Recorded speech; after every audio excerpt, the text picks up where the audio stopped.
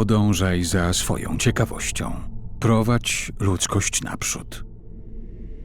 Istnieją dwie możliwości. Albo jesteśmy sami we wszechświecie, albo nie.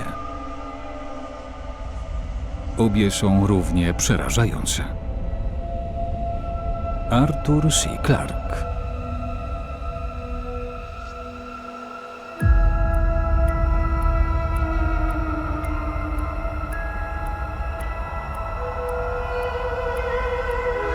Przez cały czas, na wszystkich planetach, we wszystkich galaktykach w kosmosie, wszystkie cywilizacje, które powstały, spoglądały w nocne niebo.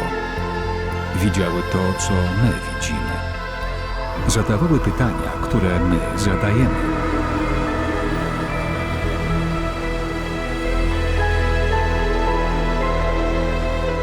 Czy jesteśmy sami?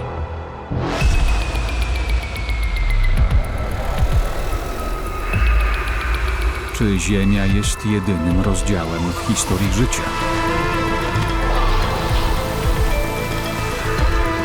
Odpowiedzi znajdują się gdzieś w odległej przestrzeni i odległym czasie. Po raz pierwszy prawda jest w końcu na wyciągnięcie naszej ręki.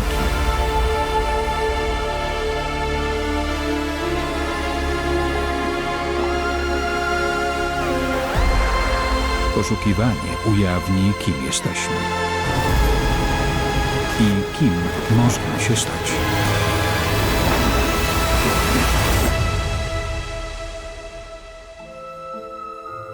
Poza życiem.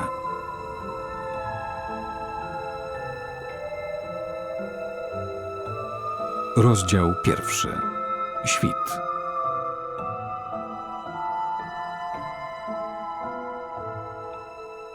W poszukiwaniu życia pozaziemskiego musimy najpierw spojrzeć w głąb siebie.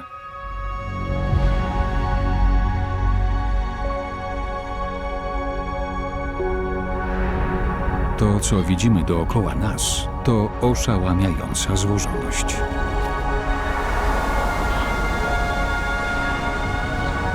Jak to jest możliwe? Co jest potrzebne do stworzenia życia? Organizmy żywe powstają wskutek procesów chemicznych. Jesteśmy ogromnymi pakunkami chemikaliów. A jakie są idealne warunki dla chemii? Cóż, po pierwsze potrzebujesz energii, na przykład światło słoneczne lub ciepło geotermalne.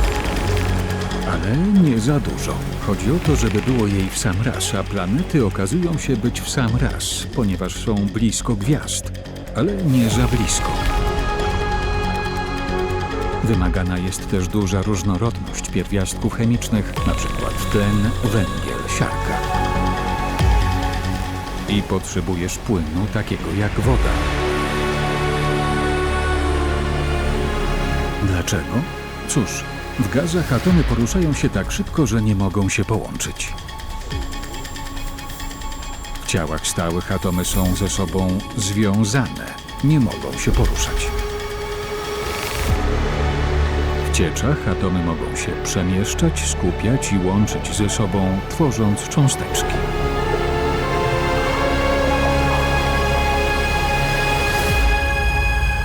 Woda jest znakomitą substancją do zapoczątkowania procesu ewolucji. Cząsteczki mogą się w niej rozpuszczać i tworzyć bardziej złożone łańcuchy.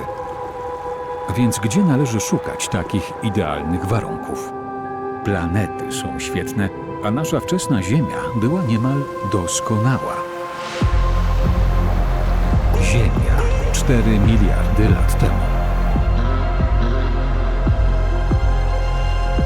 Znajdowała się w odpowiedniej odległości od swojej gwiazdy, aby posiadać ogromne oceany wody.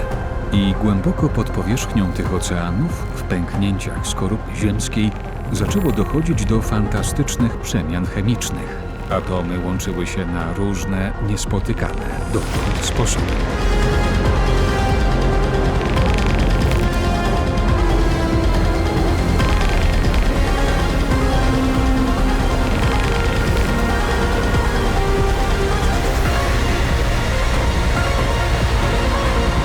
dokładny przepis wciąż pozostaje zagadką, lecz składniki do powstania życia są proste: energia, cząsteczki organiczne i woda.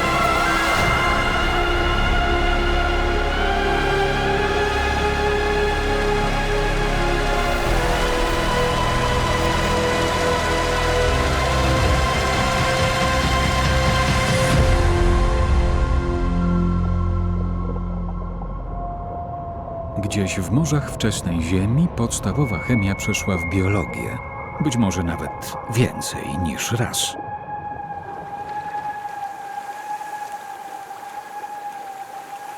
Pierwsze komórki prawdopodobnie powstały w gorących wodach wulkanicznych, w warunkach niegdyś uważanych za niemożliwe dla biologii.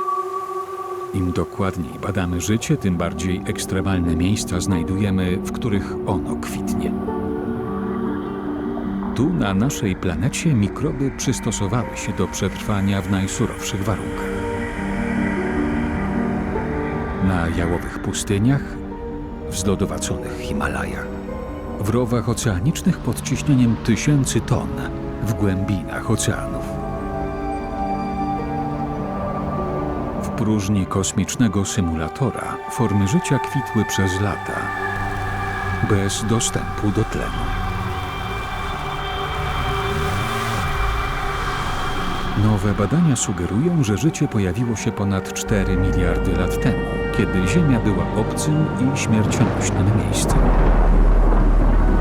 Planeta była pustoszona przez intensywny wulkanizm oraz burzę asteroid, która trwała przez 100 milionów lat.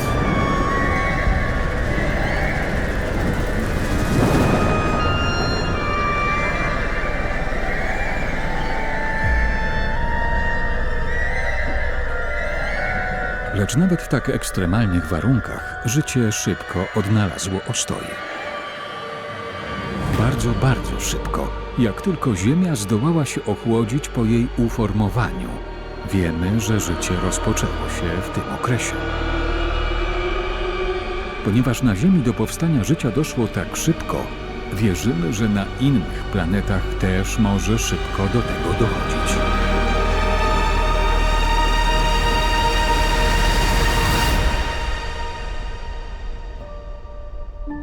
Historia Ziemi daje nam nadzieję, że życie może być powszechne we wszechświecie. Uczy nas, że życie jest impulsywne i wytrwałe, lecz stworzone z podstawowych, powszechnych składników. Po 4 miliardach lat odizolowania, poszukiwania naszych kosmicznych krewniaków wreszcie się rozpoczynają.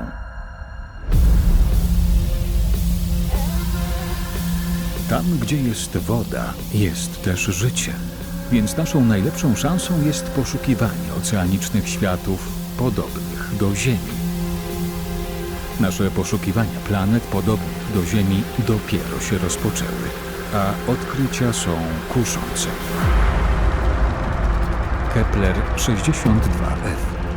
Prawdopodobnie wodny świat. Trappist 1d. Prawdopodobnie wodny świat.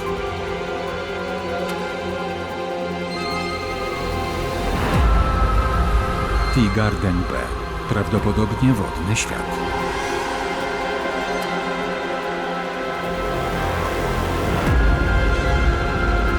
K2-18b. Potwierdzono istnienie pary wodnej w atmosferze.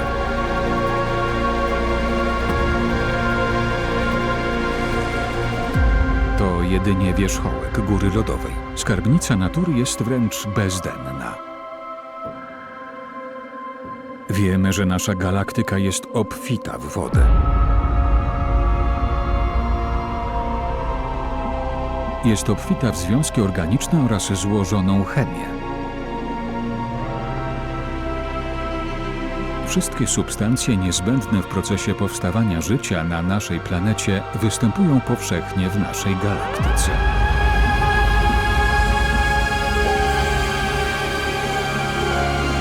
Czy podobny scenariusz mógł rozegrać się na innych planetach?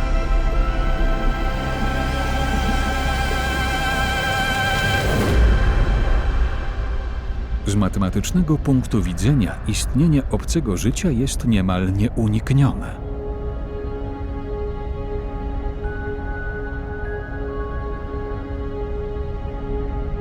Najnowsze dane wskazują, że prawie 1/4 gwiazd posiada planety skaliste orbitujące w strefie życia, tam gdzie woda może istnieć w stanie ciekłym.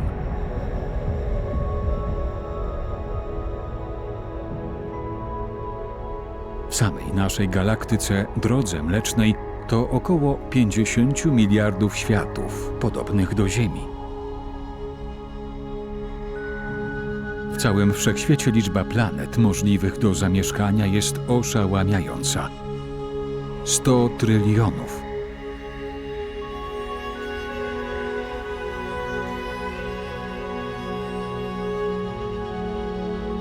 Wyobraź sobie, że każdy błysk światła reprezentuje planetę podobną do Ziemi.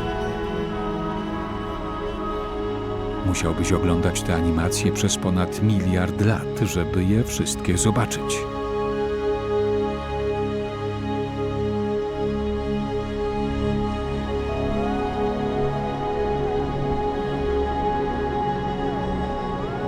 Każda z nich z historią tak bogatą i wyjątkową jak Ziemia.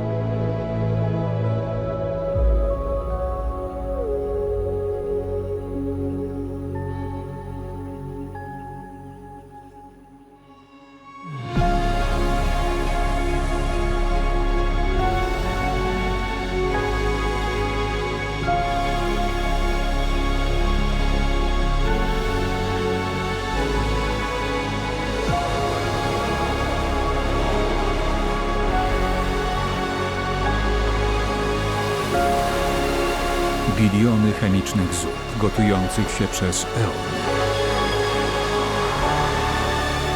Istnieje więcej nadających się do zamieszkania planet o masie Ziemi w obserwowalnej objętości wszechświata niż ziaren piasku na wszystkich plażach Ziemi.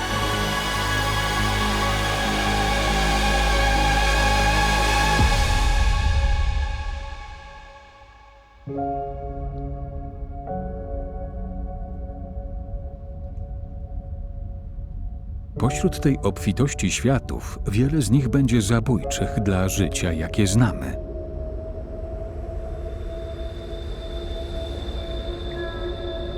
Napotkamy planety znajdujące się w strefie życia, które będą spalone, skute lodem bądź spowite toksycznymi gazami. Wiele z nich nie będzie posiadało atmosfery niezbędnej do regulacji temperatury, albo będą posiadały atmosferę, która jest dla nas zabójcza.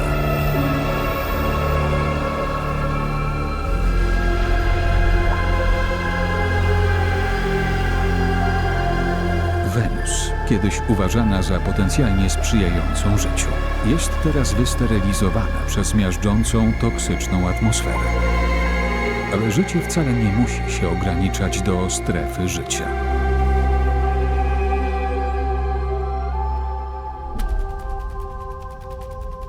Z dala od ciepła swojej gwiazdy księżyce gazowych gigantów są być może ukrytymi oazami życia.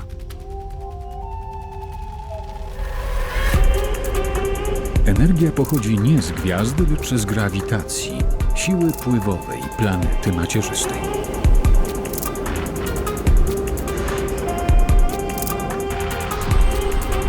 Lodowy Enceladus ma wszystko. Ogromny podpowierzchniowy ocean z kominami hydrotermalnymi wyrzucającymi chemię życia. Tytan jest szczególnie intrygujący. Większy od Merkurego, upstrzony jeziorami metanu oraz związkami organicznymi.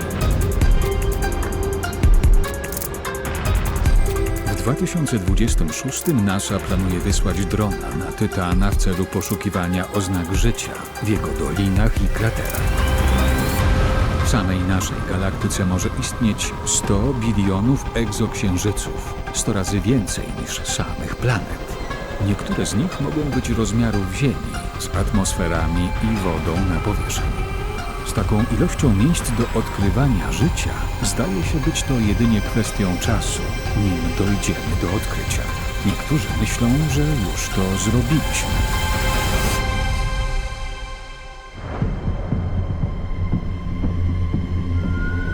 30 czerwca 1976 roku lądownik Viking na Marsie znalazł coś, co wciąż pozostaje niewyjaśnione. Po wstrzyknięciu składników odżywczych próbki gleby marsjańskiej wydzieliły charakterystyczny radioaktywny gaz, tak jak gleby z Ziemi. Wysterylizowana gleba, kalifornijska gleba i marsjańska gleba.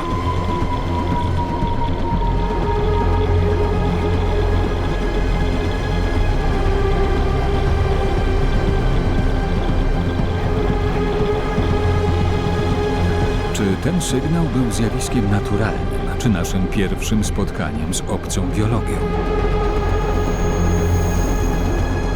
Odkrycie zaledwie jednej bakterii na Marsie lub na jakimkolwiek innym ciele w Układzie Słonecznym znaczyłoby, że całe łańcuchy ewolucyjne, kosmiczne, chemiczne czy biologiczne wszędzie działają w identyczny sposób.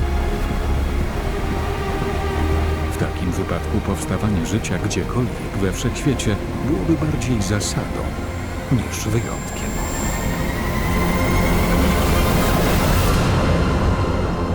Jeśli jeszcze nie znaleźliśmy życia, to może nie potrwa długo, zanim to zrobimy.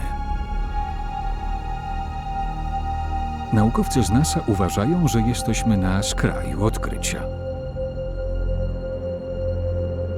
Jeszcze za naszego życia w końcu zrozumiemy, że życie znajduje się na innych ciałach naszego Układu Słonecznego.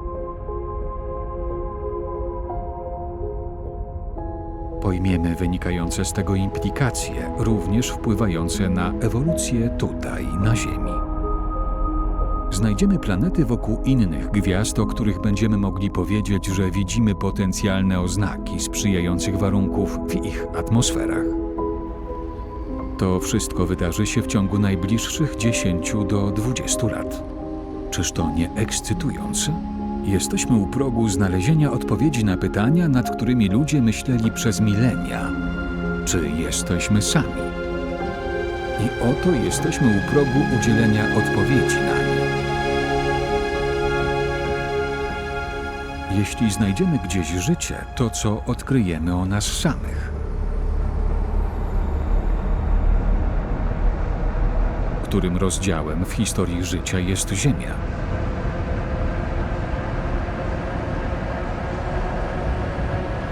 Wszechświat ma prawie 14 miliardów lat, a nasza galaktyka ma około 12 miliardów lat.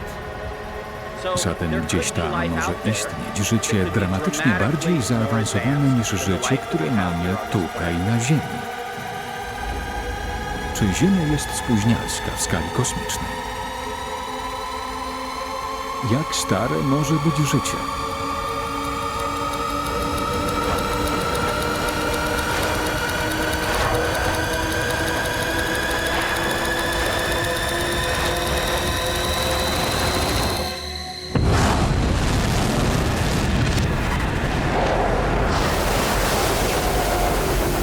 Przez pierwsze kilka milionów lat kosmos był zbyt gorący dla życia, jakie znamy. Temperatura otoczenia ugotowała nas żywcem.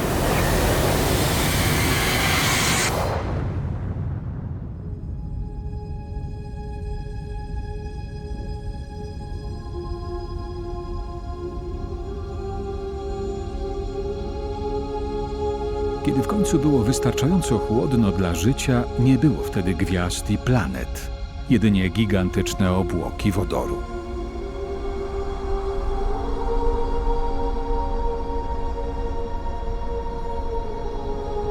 Po upływie 70 milionów lat grawitacja pochwyciła te obłoki i przekształciła je w pierwszą generację gwiazd.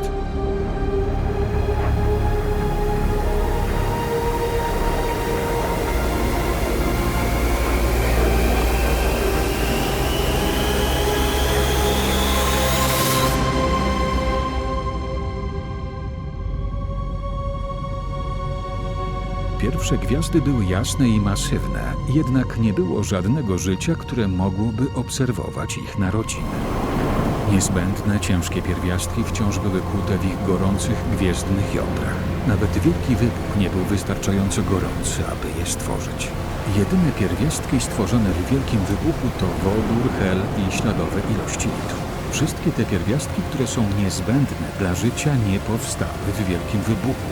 Jedynym miejscem, w którym zostały stworzone, są ogniste jądra gwiazd, a jedyny sposób, w jaki mogły one się dostać do twojego ciała, to fakt, że gwiazdy były na tyle uprzejme, by eksplodować.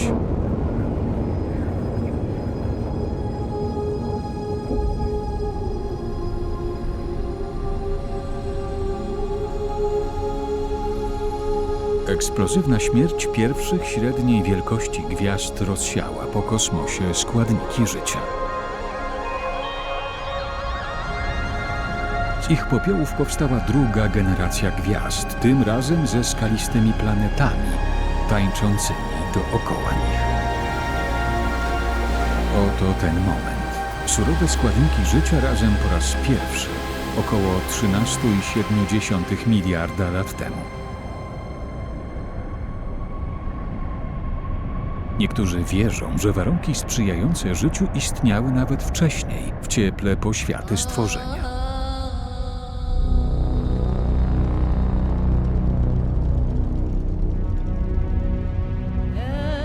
Gdy żar Wielkiego Wybuchu opadał, wszechświat wkroczył w erę optymalnych warunków.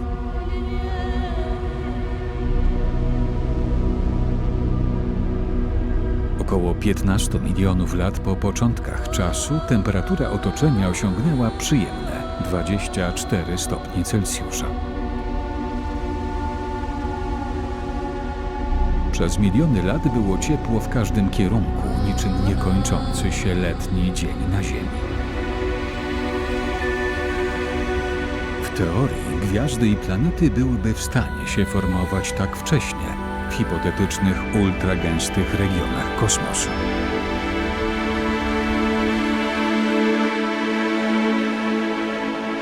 Jeśli takie regiony istniały, to ciekła woda mogła płynąć obficie nawet na zbłąkanych planetach, daleko od jakiejkolwiek gwiazdy.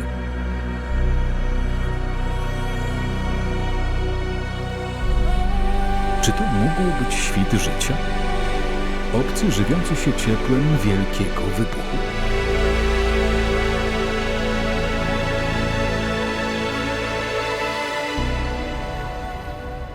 Gdzieś tam może istnieć planeta z życiem niemal tak starym jak sam Wszechświat.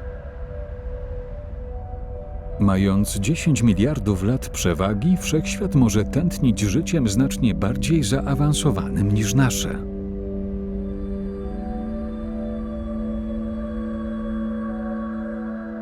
Pomimo dekad poszukiwań nie udało się potwierdzić żadnego śladu życia pozaziemskiego, czy to inteligentnego, czy też nie.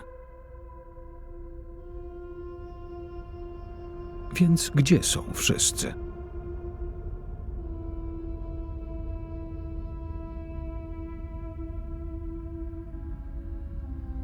Czy naprawdę jesteśmy sami?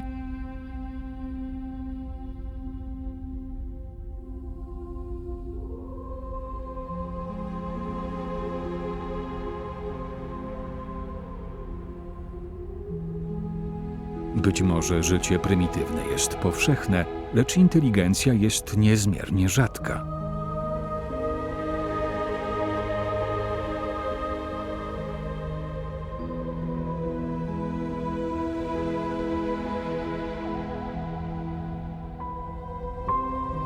Być może kosmos jest po prostu zbyt rozległy dla realnej komunikacji.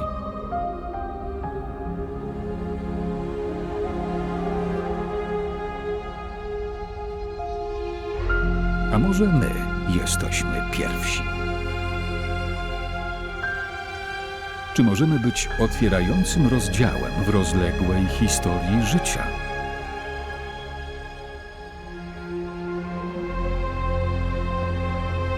Życie na Ziemi.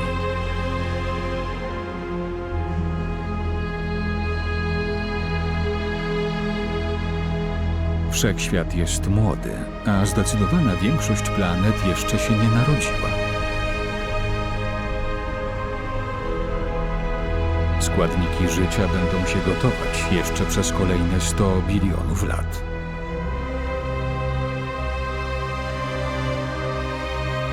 Z tej perspektywy jesteśmy świtem, otwierającą melodią w symfonii życia.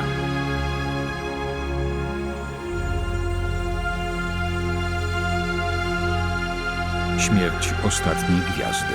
100 bilionów lat. Co nadejdzie na długo po nas?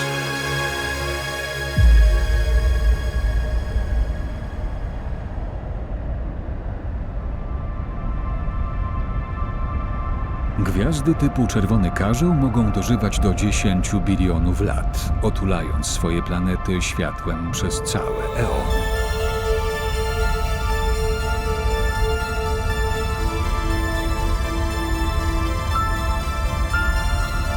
Życie jest znacznie bardziej prawdopodobne w tych skalach czasowych, gdzie warunki są stabilne przez ogromne okresy czasu.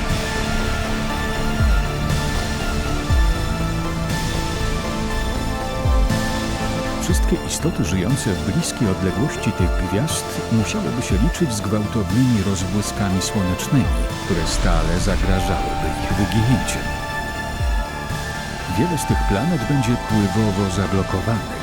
Jedna strona stale zwrócona ku gwieździe, druga zamrożona w ciemnościach.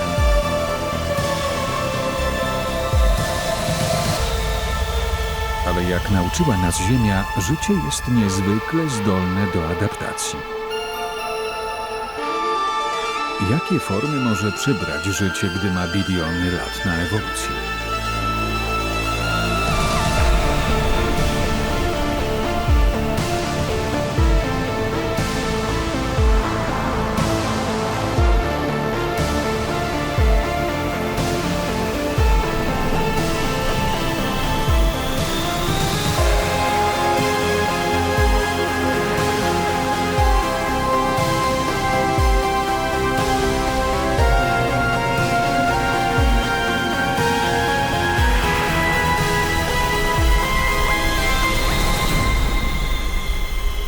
Pewnego dnia w jakiś sposób historia życia dobiegnie końca.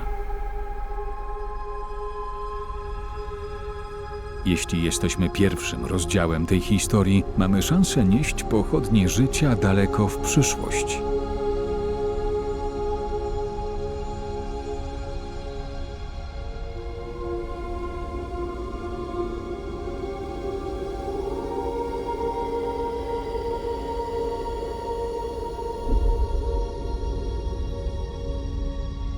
A jeśli biologia przetrwa do dalekiej przyszłości, to żyjemy w uprzywilejowanym momencie.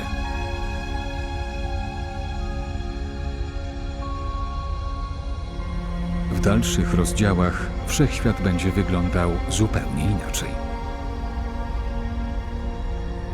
Rozszerzanie się czasoprzestrzeni spowoduje, że odległe gwiazdy staną się niewidoczne, a nocne niebo spowije mrok. Być może życie w odległej przyszłości będzie się zastanawiać, jak to było żyć we wczesnych i jasnych latach wszechświata. Jesteśmy na tyle szczęśliwi, że znamy odpowiedź na to pytanie.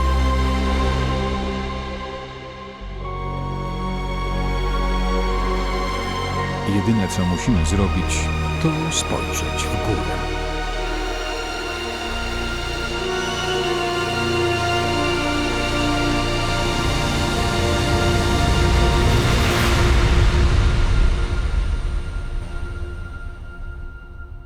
Stworzone przez Melody Ship.